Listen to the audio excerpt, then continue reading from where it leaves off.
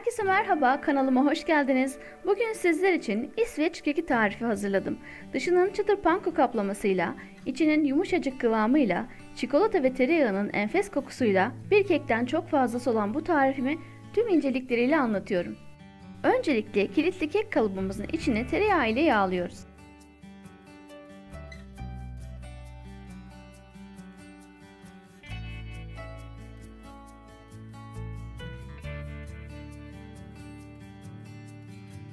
Üç avuç kadar pankoyu tavada kavuruyoruz.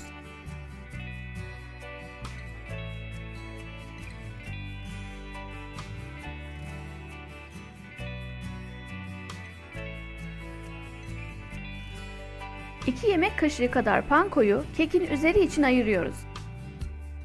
Yağlamış olduğumuz kek kalıbının içerisini panko ile kaplıyoruz.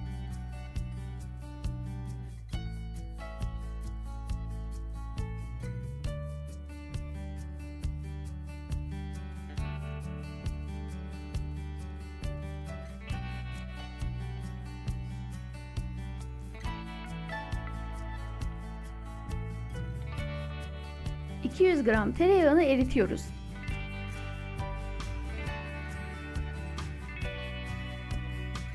Tereyağı sıcakken uygun bir çırpma kabının içerisine alıyoruz. 200 gram bitter çikolatayı tereyağının içerisine ilave edip çırparak eritiyoruz.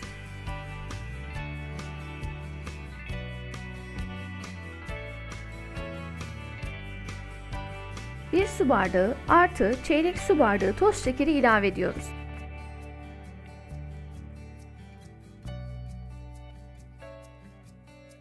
Şekeri ilave ettiğimizde haliyle tereyağının ısısı azalıyor.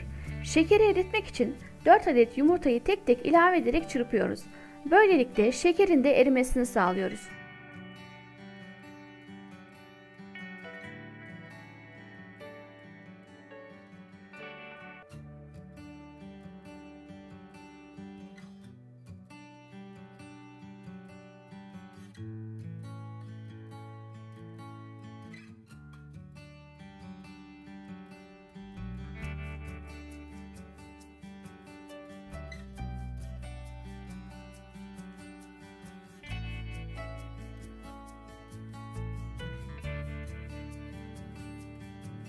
Yarım su bardağı unu eleyerek karışıma ilave ediyoruz ve bir spatula ile karıştırıyoruz.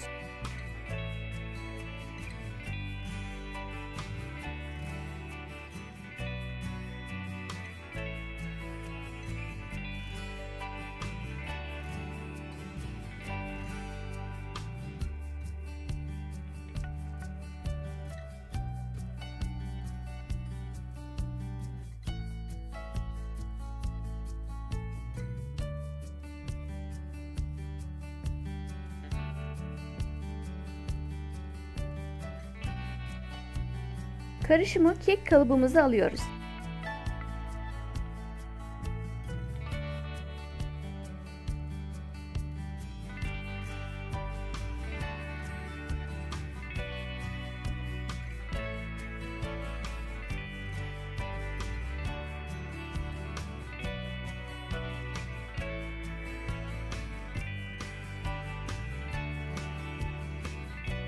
Kekimizin üzerine biraz deniz tuzu serpiyoruz. Deniz tuzu kekin lezzetini daha da artıracak ve ortaya çıkartacaktır.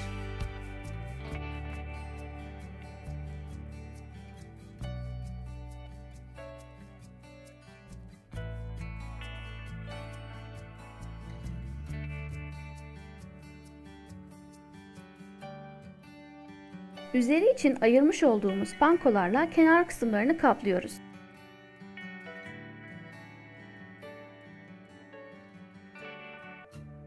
...180 derecede önceden ısıtılmış fırında alt üst ayarda ve fanlı olarak 20-25 dakika pişiriyoruz.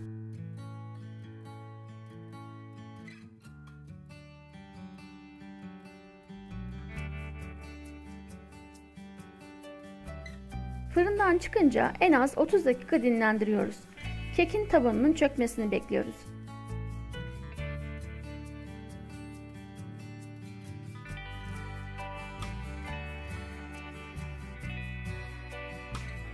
Dışının çıtır panko kaplamasıyla, içinin yumuşacık kıvamıyla enfes İsveç kekimiz hazır.